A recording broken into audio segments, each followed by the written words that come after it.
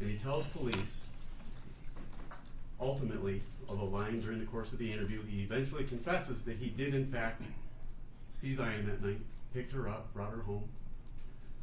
They combined their marijuana together, and they both smoked it. And somehow, when he came back to the room, she was unconscious. Now, he didn't claim to be affected in any way, but purported that it was an overdose. Said she was breathing faintly, and that's important for the court.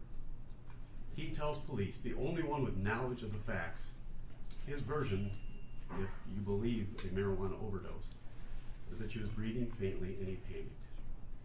He didn't check on whether she was still breathing when he put her in the trunk of his car. He didn't check whether she was still breathing when he drove her to a dumpster. The counsel. Yes. My concern here is what you're suggesting is that this was murder. That's what you're suggesting is that this was murder, not the disposal of a body. And that's the prosecution's consideration. Your Honor, you're correct. And you're putting facts in here that are not before this court, and this court is not prepared to sentence on murder today because that's not before me. Correct in one way, Your Honor. Homicide is not the charged offense, correct. Lying to police absolutely is, right? But that is distinct in difference from the additional facts you're providing the court as to consideration that she was breathing when he disposed of the body. And that will go to one of the offense variables that I'm going to ask Your Honor. All right, well, let's get to the offense variable. So ultimately, he tells police where that dumpster is.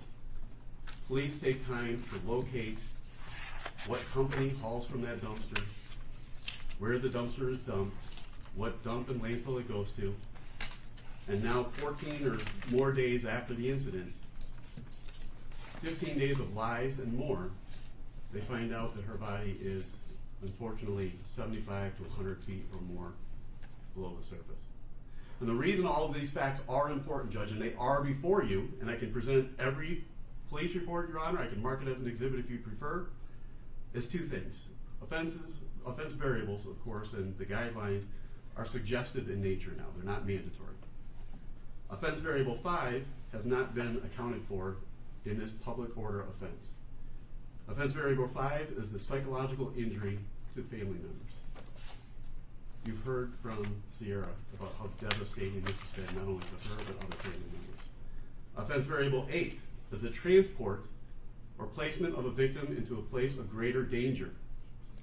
A woman who's faintly breathing, thrown into a trunk of a car, buried beneath garbage, certainly is placed in a location of greater danger. Those are factors not considered within the public order guideline range, but they are to be considered by Your Honor when you make this decision, Judge.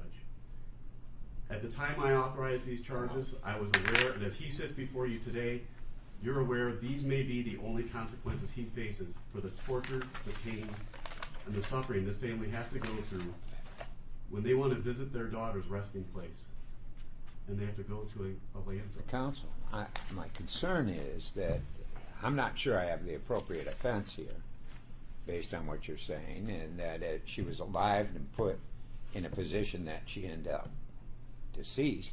Murder should be the charge. And that's a decision that Wayne County Prosecutor's Office needs to make, Your Honor. But that is not a decision for this court because it has not been charged. Correct.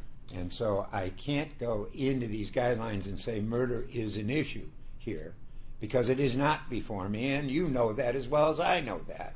And this would come back tomorrow, should I even consider that. It will not be considered by this court. Understood, Your Honor.